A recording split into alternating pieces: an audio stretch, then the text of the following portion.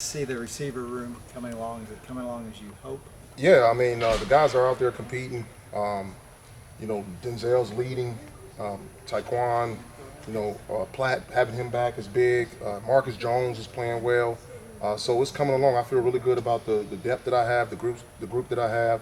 And I told him I'm just trying to find 8 guys that can go out there and compete, and we can roll through, and it's not a misbeat with any guy that's out there.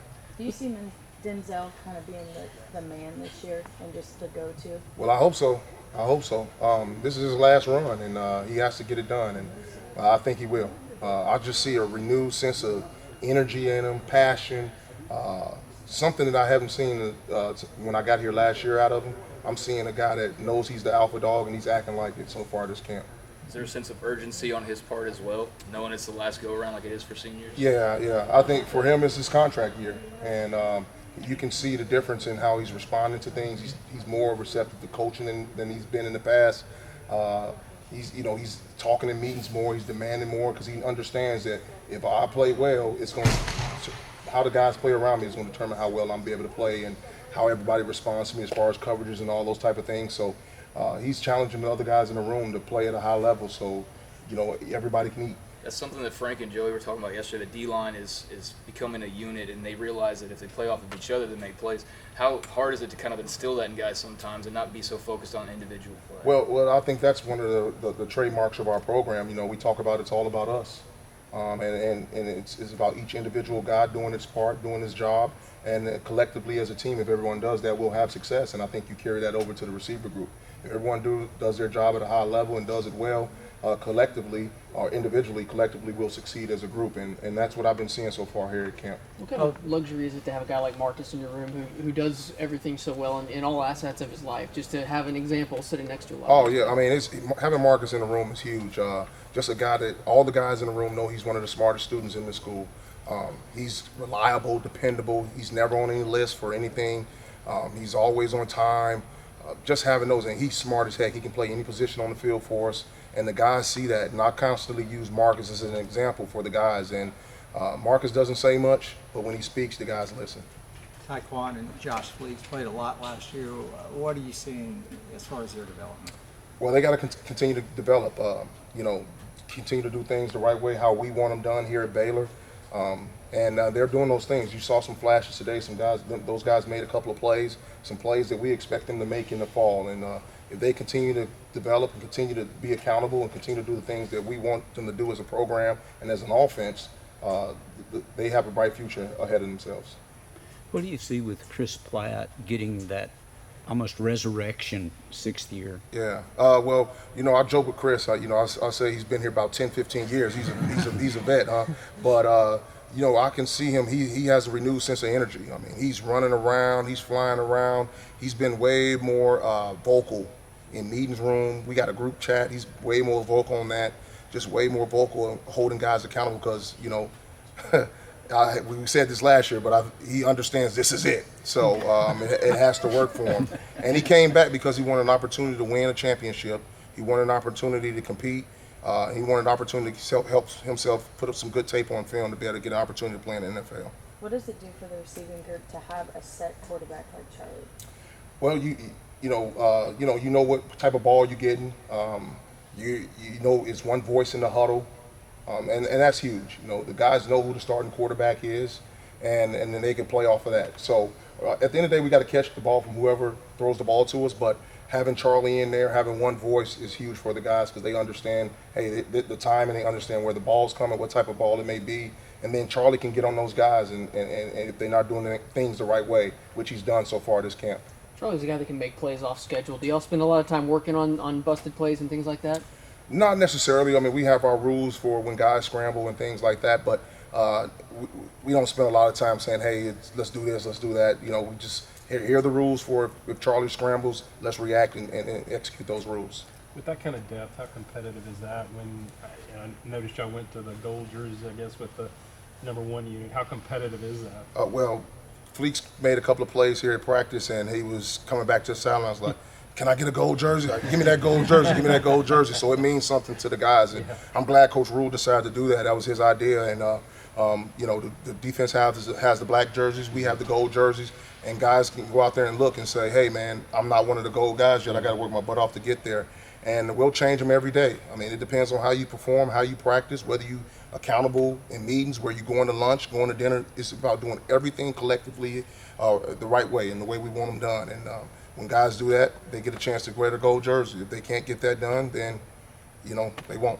When you put on the tape for preparation, like reviewing last season, getting ready for this season, what was something that you were, I guess, most pleased with, and what was something that you were most displeased with as far as the play last year? I would say some of the things that I liked, we were somewhat physical on the perimeter as far as in the run game blocking. You know, we did some things the right way. We played a little faster than we were supposed to, as far as, you know, we were running down the field making plays. But you know, I wanted the guys to catch the football consistently. I thought that was one of the biggest hamstrings that we had, was we didn't catch the ball consistently like I liked. So we did some things this summer. We do some things after every practice and before every practice, and so hopefully these things come to fruition. I told them, we didn't do those things last year and it hurt us. We're gonna find out if doing those things this year help us, and we can't go backwards. So I think you're starting to see those drills and stuff that we did in the summer show up. Any freshmen or redshirt freshmen you see maybe playing their way into the rotation? Yusuf has had a heck of a camp as far as catching the football. He's fast. He's moving around. He's doing some really good things. His biggest thing is he got to learn what to do. I can't be on the field yelling to him, hey, you got to curl, you got to come back. He's got to put time in off the, outside of the meeting room. He's got to put time in when he has a break in the schedule. He's got to come meet extra and do all those things necessary so he can get himself ready to play. I told him yesterday in front of the whole unit, I asked the guys, I was like, can Yusuf play? And they all said, yeah. And I said, his play won't be the reason why he won't play. It's going to be whether he be able to retain information and go execute that information when we need him to. And so far, he's up and down with it, but he's a freshman, and that's understandable. But he's one. What are those things that you were talking about that y'all are doing before and after practice? Catching balls on the jugs. We did that last year, but I think they have a routine about how they're going to do it. Tennis balls, we're catching tennis balls after every practice, on the jugs machines after every practice. We have like a little circuit that we do every single day, and those guys have been doing that at a really high level, and we're starting to see the results on the field. And they're showing up in practice. Now, when it's time for them to show up in the game, they got to show up in the game. How much time do y'all spend working on the downfield blocking from that position? Well, we do what we call a perimeter drill probably every other practice. We work on an individual. At the end of the day, it's got to be about 1-2. I can teach the fundamentals. We can teach the fundamentals about, hey, here's the leverage you want to have, here's how you shoot your hands, here's how you move your feet. But at the end of the day, it's about whether I want to go block that guy in front of me. And if I can put the technique part of it together and I have the 1-2, then I can execute the block. If I have all technique and I don't have the 1-2, I won't execute the block. So a majority of it is all about whether I want to go block the guy in front of me or not. And we just got to continue to work on that. We did some good things last year. Herbert was physical as heck. Mims was physical. But I want our whole group to have that mentality that when we're out there on the field, we're going to try to destroy the DB or the safety or the linebacker, whoever they put in front of us. We want to put our hands on them and destroy them. It's the one way we can legally destroy somebody or really get after a guy. All right, it's legal for us to do that, so let's do it. You've got some great veterans and a lot of experience. You mentioned Yusuf as far as a newcomer. Is there anybody in those sophomore, junior classes, guys have been redshirting and whatnot, that because of depth haven't had an opportunity but you're excited about? Yeah, Jackson Gleason, he made some really good plays today. He's been playing hard and doing some good things. J-Red is coming along.